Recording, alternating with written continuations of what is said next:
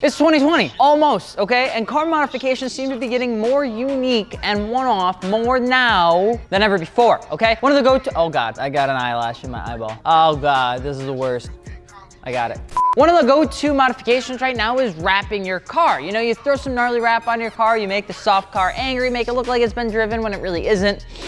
And making it look like it's been wrapped in marble or something like that. So honestly, I feel like I'm literally personally attacking myself right now, but regardless, wrapping your car isn't just like taking a big ass sticker and just throwing it on there and cutting around the edges. It is a wee bit more than that. I'm Alex @FI on Instagram, and today we're gonna be talking about some rookie mistakes people make when trying to wrap their own car.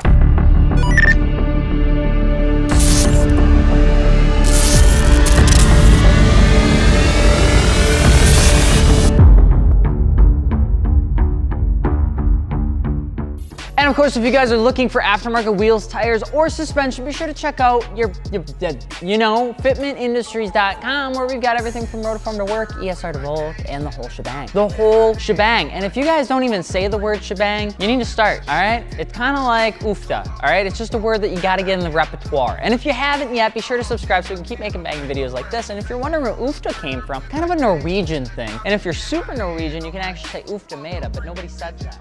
So wrapping your car can be a very exciting idea, but the biggest and most prominent rookie mistake is most definitely not finding somebody who's been around the block or two with wrap, not the other stuff. I mean, I messed up. What I mean to say is wrapping your car can be a little bit of a dangerous task. After all, the wrap is a glorified fancy sticker that lays on top of your paint for a prolonged period of time. If you were to simplify that, that is essentially what wrap is. That paired with the fact that you need to cut the wrap around taillights, wheel wells, door jambs, door vents, all of a sudden just like slapping a big sticker on your car gets a little bit more difficult. Why this matters is because to cut the vinyl, to wrap around those little itsy bitsy pieces requires the use of specific tools that can cut the vinyl but not cut into your clear. There are vinyl businesses that straight up use razors to cut the wrap, and once or if they get lazy, will start using X-Acto knives to just cut up your car's vinyl where it needs to be. Then when you take off your wrap, you're met with little cut marks up in your clear, and you question every life decision you've ever made to your car after that. Now, knives and other sharp objects are used when people are installing wrap, but it's how they're used where you need to be careful. If you're getting your car wrapped by a new guy or gal, try to find somebody that has had their car wrapped by that same person, but also not just wrapped, but also had their wrap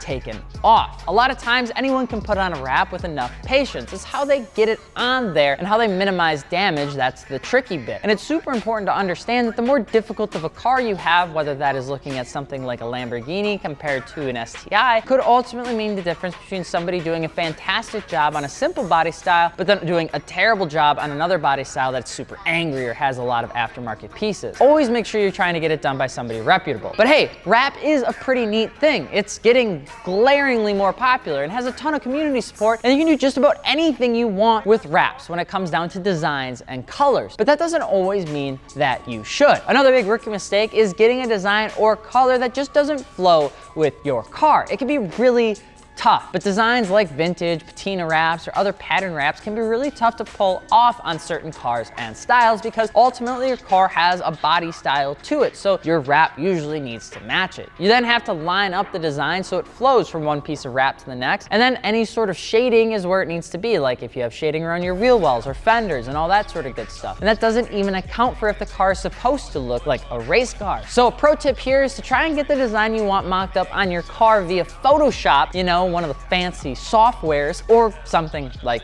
that. Maybe to take a little picture, phone a friend, pay him 20 bucks to do it for you. Because you may end up finding out that green looks like trash on your car and you'll completely change your mind versus maybe you absolutely love it. And finally, once you get the wrap on your car and ready to rock and roll, it may be easy to think that you're done. Spoiler alert, you're not, okay? I'm sorry, but wraps require their own form of maintenance over time depending on how long you're looking to hang on to it. Little dirt pieces can start to get under the wrap. The wrap itself can begin to peel back, and if it was overheated and stretched, guess what's gonna happen? You're gonna come on moseying on back. So you're gonna do a little, and then the wrap kind of does this little thing where it's like, and it's just not a good time. A lot of times because people didn't wrap or have enough material, they have a tendency to overstretch the design. I would highly recommend taking a close look over your wrap at least one time a month to repair and fix as needed. Just like how we have ceramic coat options for when you buy wheels through us, there are companies that can ceramic coat your wrap, which helps protect it from the same style problems traditional paint has, like the sun and hard water and, you know, other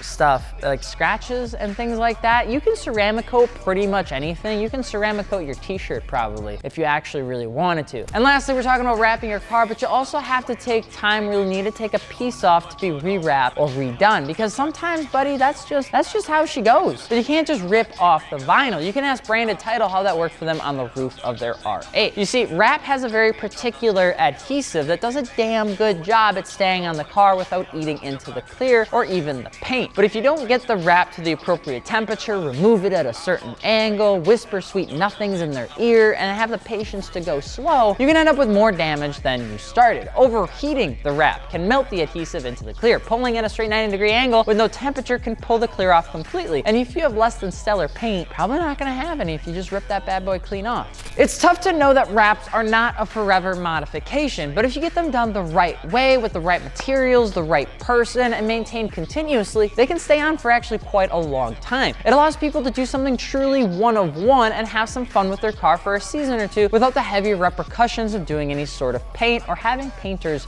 remorse. But what's a rookie mistake you made when you were putting on vinyl or wrapping your car? We should probably take the wrap off the 911 and just see how well it was installed. I'm staring at it right now and I think it's time to take it off. The headlights are gonna come back. All right, whatever. You guys might just want to stop by and give me a hug because I don't know how it's gonna pan out and I'm a little bit nervous. But anyway, at this point, it could be a toss-up. Remember though, if you're looking for aftermarket wheels, tires, or suspension, be sure to hit us up over at fitmentindustries.com where we have it all for you lovely people, because guess what? We care, damn it. That was aggressive and I'm sorry, but I'm Alex from Fitment Industries and I'm gonna stop yelling. We will see you guys later. Peace.